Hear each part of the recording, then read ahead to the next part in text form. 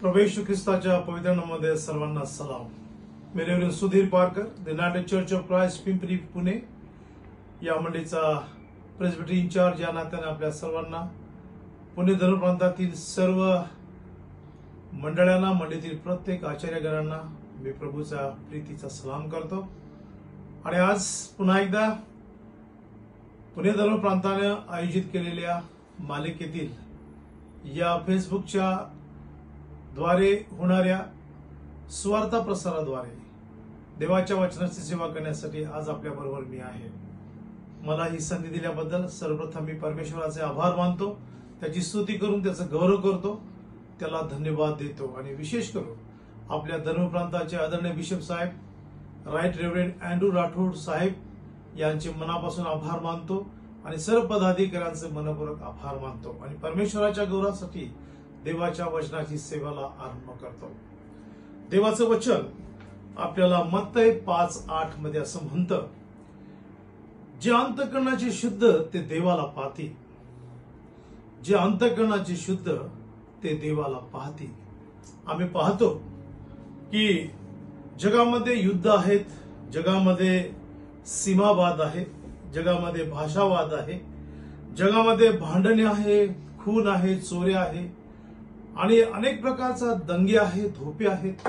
आम्ही पाहतो की अनेक प्रकारे कुटुंबामध्ये भेद आहेत, वाद आहेत, भांडणे आहेत आणि सर्व जगात आम्ही पाहतो की खूप मोठा कलह आहे. आणि या सर्वाचं कारण काय आहे? आम्ही जेव्हा पाहतो या सर्वाचं एकच गोष्ट आहे आणि ती गोष्ट म्हणजे माणसाचं अंतःकरण.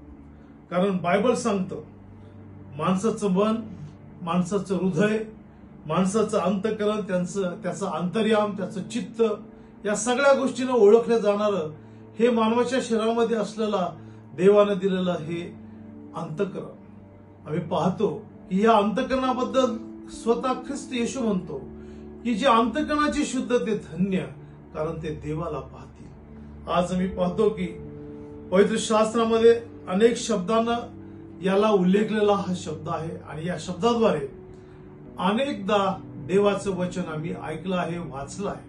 आज थोडंसं त्यावर मनन करत असताना माणसाच्या नैसर्गिक स्थितीचं अत्यंत खोल अंतर्यामामध्ये असलं जे मर्मस्थान आहे ते म्हणजे हृदय, माणसाचं हृदय, अंतःकरण. आणि दैहिक जीवनाचं जे केंद्र ज्याला आपण ओळखतो ते संपूर्ण शक्तीचं केंद्र, ज्याची ओळख आहे ते अंतःकरण आहे. मानवाच्या बौद्धिक आणि आध्यात्मिक स्वभावाचं केंद्र जर काय असेल तर ते अंतःकरण आहे. आम्ही पाहतो हृदय, अंतःकरण, मन हे प्रीतीचं स्थान आहे असं नीतिसूत्रे याचा 14वा अध्याय त्याच्या 10व्या वचनामध्ये आपल्याला दिसतं. अंतःकरणाच्या नैतिक जीवन केंद्र ज्याला म्हणून ओळखलं जातं ते म्हणजे अंतःकरण आहे. आणि आम्ही पाहतो की या अंतःकरणाचं एक वैशिष्ट्य आहे, ह्या अंतःकरणामध्ये चांगल्याही गोष्टी राहतात आणि वाईटही गोष्टी राहतात आणि या दोन्ही गोष्टीचं ते भंडार आहे असं पवित्र शास्त्र आपल्याला सांगतं. कळसेकराच्या पत्रामध्ये आम्ही पाहतो 3रा अध्याय आणि 15वे वचन की परमेश्वर अंतःकरणामध्ये पाहतो. आणि आम्ही जेव्हा पाहतो स्तोत्र 7 आणि 9 मध्ये असं म्हटलं आहे, परमेश्वर अंतःकरण पारखणार आहे. परमेश्वर अंतःकरण पारखणार आहे. आणि प्रकटीकरणाच्या पुस्तकाच्या 2ऱ्या अध्यायाच्या 23 वचनामध्ये येशू ख्रिस्त स्वतः योहानाला प्रगट करताना म्हणतो, परमेश्वर अंतःकरण व मने पारखणारा देव आहे. त्याच्या कर्माप्रमाणे प्रतिफळ तो देईल. लूक 15 आणि 16 देव आमचे अंतःकरण ओळखतो असं देवाचं वचन आपल्याला सांगतात. आणि म्हणून जे अंतःकरणाचे शुद्ध ते देवाला पाहतील असं देवाचं वचन सांगतात. पण या अंतःकरणाची जी किमया आहे त्याचा जो विस्तृत अर्थ पाहत असताना आम्हाला पवित्र शास्त्रात शिक्षण मिळतं.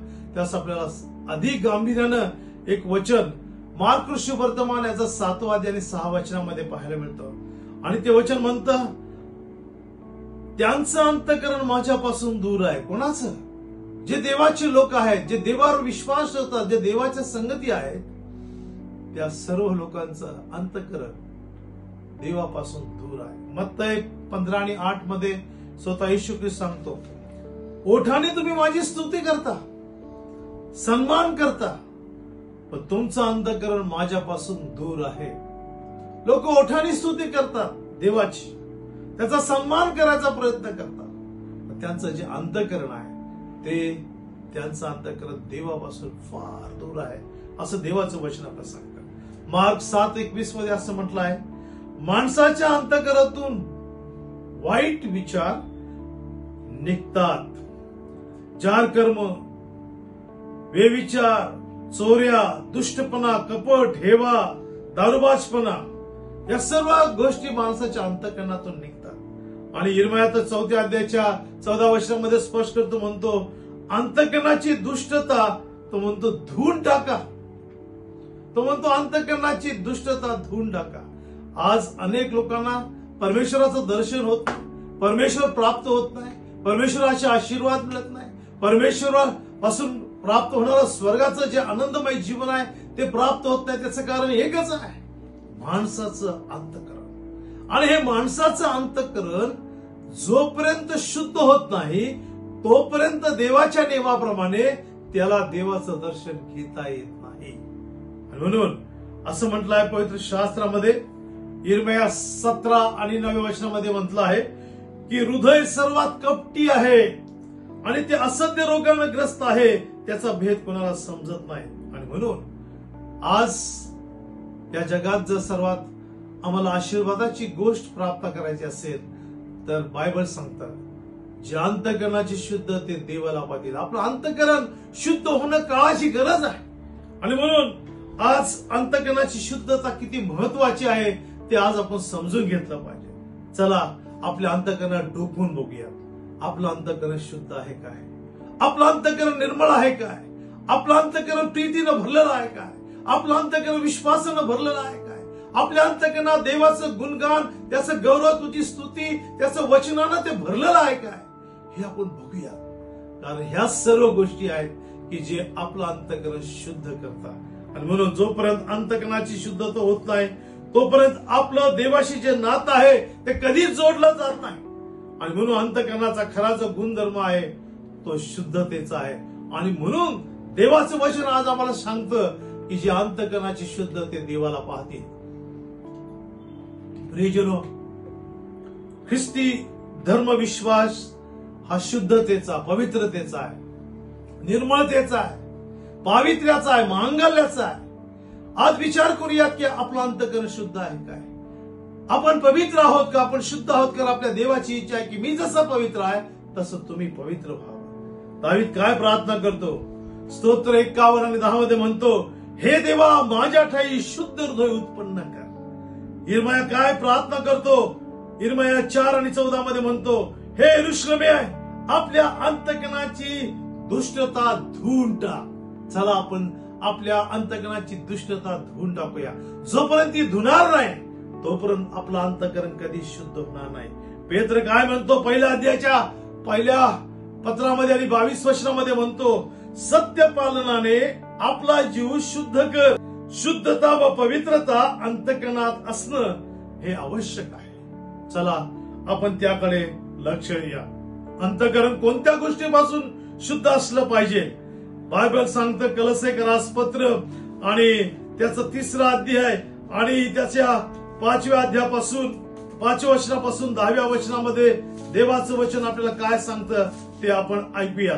तो म्हणतो कलसेकराच्या पत्रामध्ये 5वा कलसेकरास पत्राचा 3रा अध्याय आणि त्याच्या 5व्या वचनाकडे मी आहे.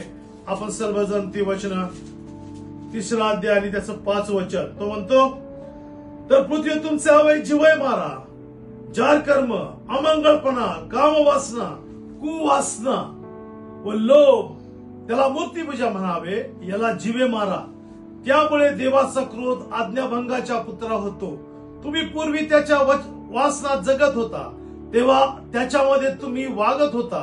परंतु आता क्रोध, संताप, दुष्टपण, मुखाने निंदा व शिवीगाळी करणे, हे सर्व आपल्यापासून दूर करा.